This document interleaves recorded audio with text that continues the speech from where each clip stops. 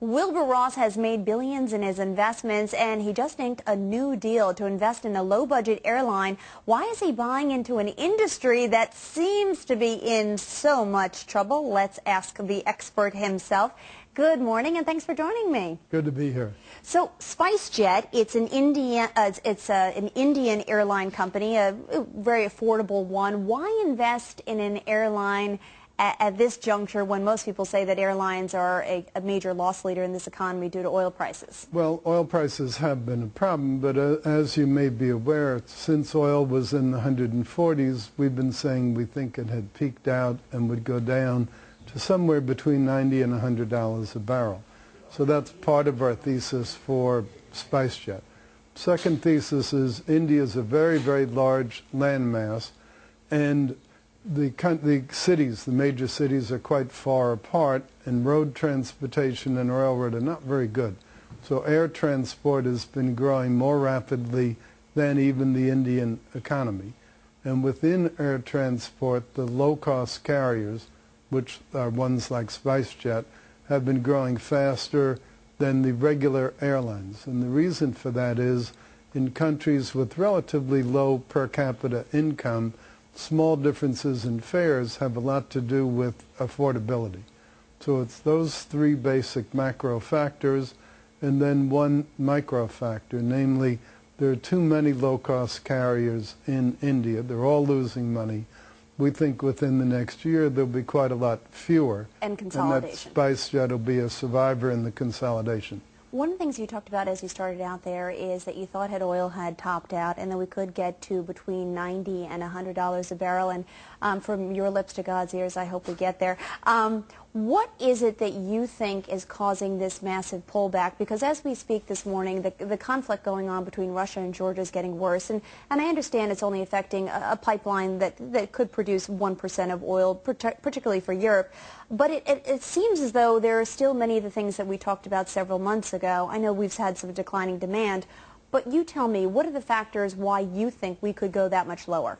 Well, first of all, oil demand, even with China and India and everything else growing very rapidly, has not been growing rapidly worldwide. It's been growing less than 1.5% a year. So it isn't so much that demand is leaping along. Second, I believe that you've already seen behavior pattern modifications in the Western world. The collapse of the SUV market here, miles driven are going down something like 4% a year. In the United States. That's a huge, huge change because gasoline is our biggest single use of oil in America.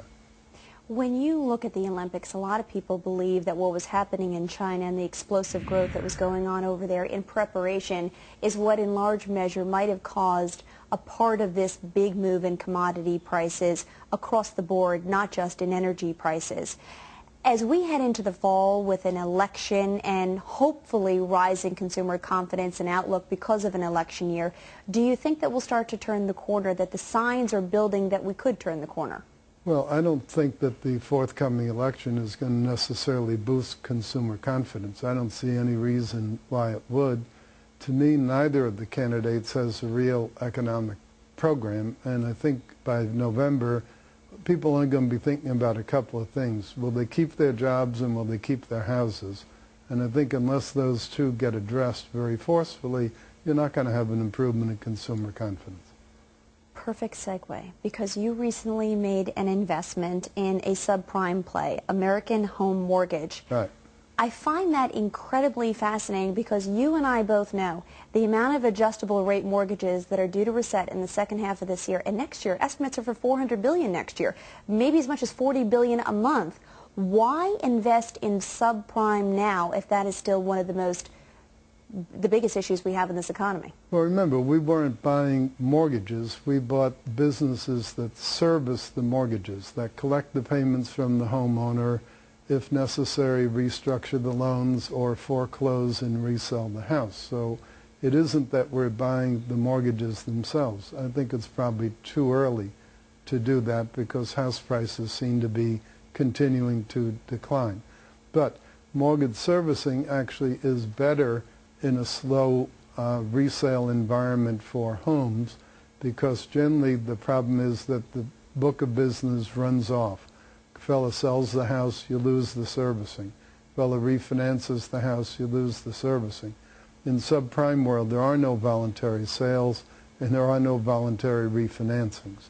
So we believe the business will generate more cash flow for a longer period, and meanwhile the prices of buying those assets has gone down because so many are for sale. So that's our concept. One of the things